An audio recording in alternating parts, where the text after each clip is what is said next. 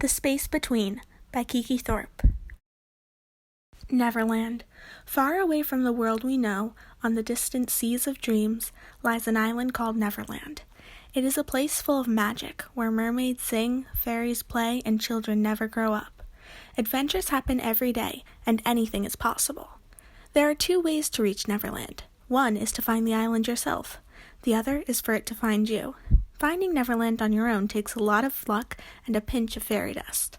Even then, you will only find the island if it wants to be found. Every once in a while, Neverland drifts close to our world, so close a fairy's laugh slips through. And every once in an even longer while, Neverland opens its doors to a special few. Believing in magic and fairies from the bottom of your heart can make the extraordinary happen. If you suddenly hear tiny bells or feel a sea breeze where there is no sea, pay careful attention. Neverland may be close by. You could find yourself there in the blink of an eye. One day, 4 special girls came to Neverland in just this way. This is their story. Chapter 1. Lainey Windows was soaring. For a brief moment, her heart seemed to stop. The ground fell away and she rose up, up, up, and over the fallen log. An instant later, she touched down again, bounding through the forest on the back of a doe. Trees flashed by in a blur of green. Lainey dug her hands deeper into the doe's fur. She held on tight as they darted around bushes and flew over stones. Leaves crashed above. Lainey looked up and saw a squirrel racing through the trees. A tiny fairy sat on its back, her long brown braids swinging behind her. The squirrel leaped from branch to branch, keeping pace with the doe. Lainey leaned forward, urging her doe on. The fairy did the same. Ahead was a small clearing. In its center stood a tall maple tree, bigger than any other tree in the forest. From a distance, its branches seemed to sparkle and move. This was due to the many fairies who hummed around it, like bees around a honeycomb. The maple was called the home tree, and it was the heart of Pixie Hollow, the Never Fairies world. Lainey steered the doe toward the home tree. Even without looking up, she could sense the fairy on the squirrel following above. A few feet from the tree, the squirrel shot past Lainey. It landed on a branch and came to a stop just as Lainey and the doe pulled up at the home tree's roots. Lainey laughed. "You beat me again, Fawn," she called to the fairy on the squirrel.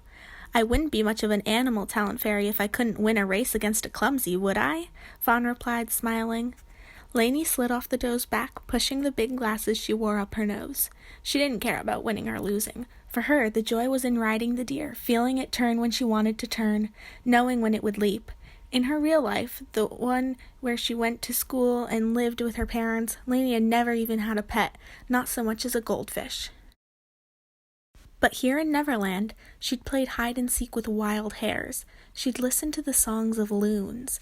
She'd cradled baby hedgehogs in her hand. Things she'd never dreamed possible seemed to happen every day. As Lainey patted the deer's back, Fawn flew down and landed on its head. She whispered something in the doe's ear. The doe ducked its head once, as if nodding. Then it turned and bounded away into the forest. "What did you say?" Lainey asked. "I told her next time I'd ride with her and you could ride the squirrel," Fawn joked. "I want to learn how to do that," Lainey said. Fawn raised her eyebrows. "Ride a squirrel? Don't you think you're a bit too big?" Lainey giggled.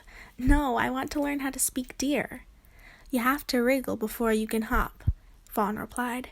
"You have to do what?" asked Lainey, confused. "It's an animal fairy saying," Fawn explained. "It means you have to start slowly. Talking to a deer is tricky. They can be pretty snooty about accents. Let's hear how your mouse is coming along." Furrowing her brow, Lainey squeaked, "Ee! Ee!" Fawn had been teaching Lainey how to speak the language of mice. So far, Lainey had only learned one squeak. Loosely translated, it meant, "Are your whiskers well?" 2 dairy mice that were sniffing around nearby lifted their heads to look at Lainey.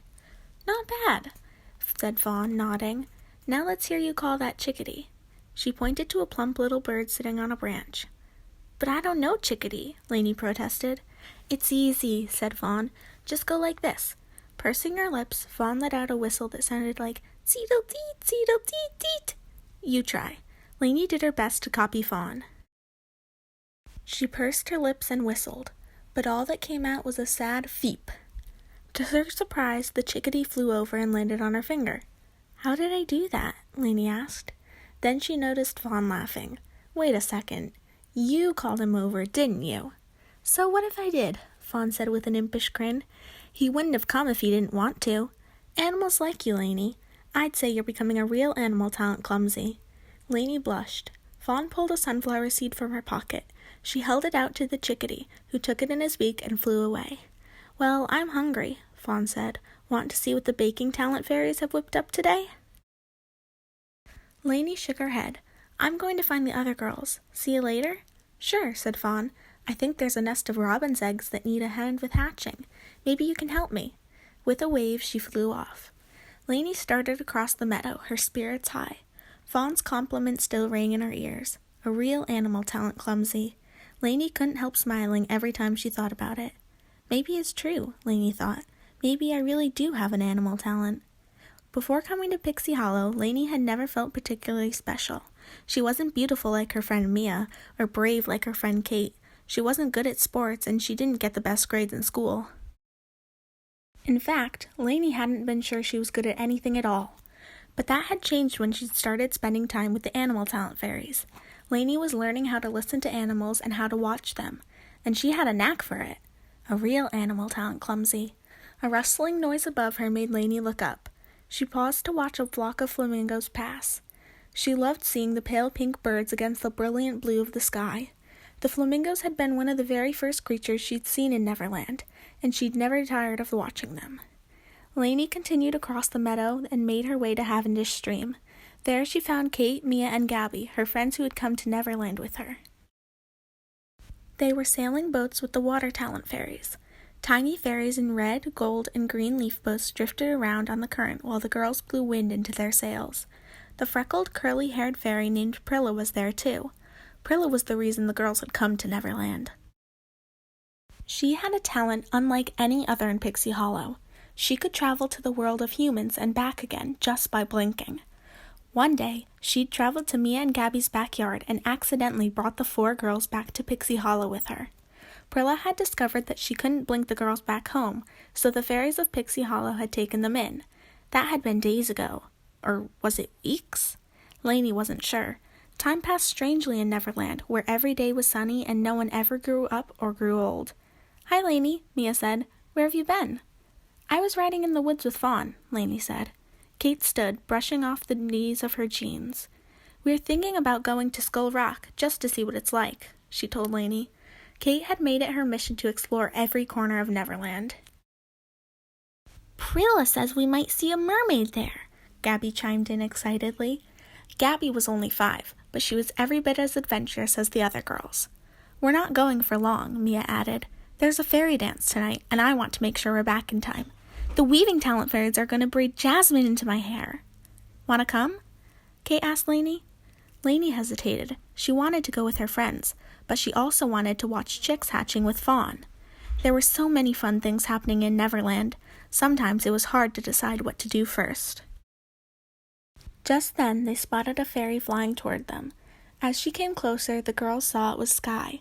The fairy's rose-petal cap was crooked on her head, and she seemed to be out of breath. I've been looking all over for you girls, she said with a gasp. It's time!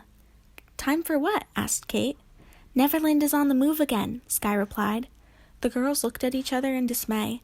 They knew what that meant. It was time for them to go home.